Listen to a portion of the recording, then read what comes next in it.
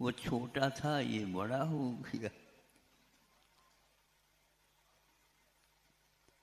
किंतु हमें याद रखना, इसलिए अब ये कब होता है तो इसके बारे में गुरु ने मुझे गुरु समय दिया। गुरु ने मुझे गुरु समय दिया लघु बनने के।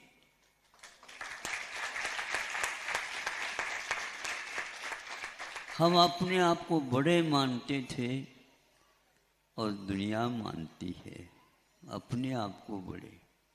जो बड़े हुए हैं उनकी खोज करके उनको जानना बहुत महत्वपूर्ण है, जो वेदी के ऊपर विराजमान। उनके पास क्रोध मान माया लोभ नहीं है, इसलिए उनकी स्थापना हुई है।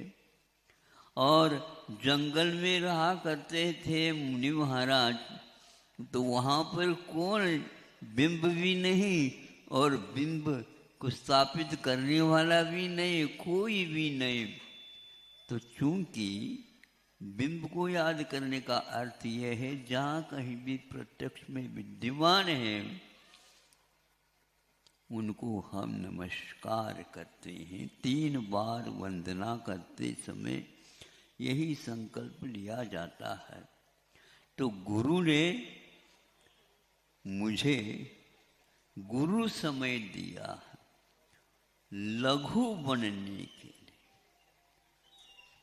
उन्होंने पद दिया है, इसका निर्वाह करना।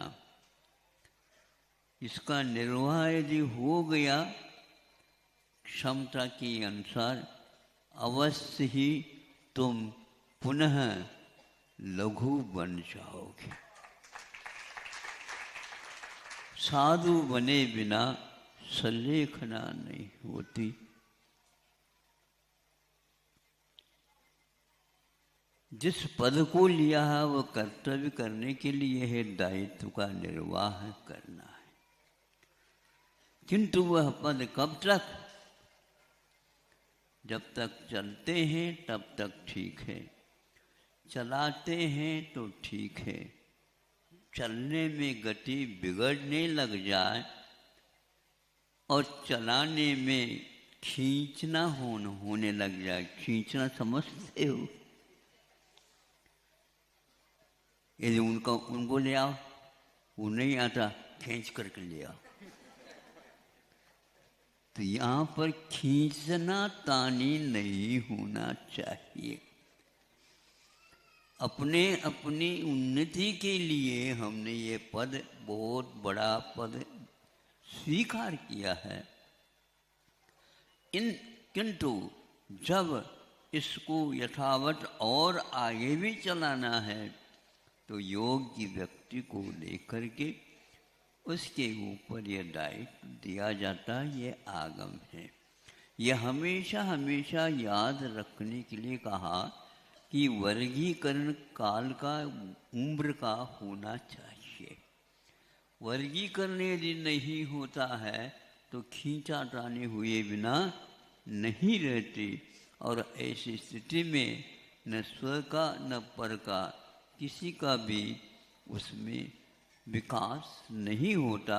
कुछ तो होता होगा, होता तो है, लेकिन यथावत हम उसको जैसे चाहिए वैसे उसका निर्वाह होना चाहिए। इसलिए आचार्य गुरुवर ने आज स्वयं लघु बन करके अपने भीतरी शक्ति को विकसित किया है। लघु बन करके ही हम बड़े बनेंगे। बनाया जा सकता बड़ा, किंतु कर्तव्य करना होता है और कुछ नहीं होता। ट्रेन चलती है, सामने तो उसका संचालन करने वाला चालक बैठता है,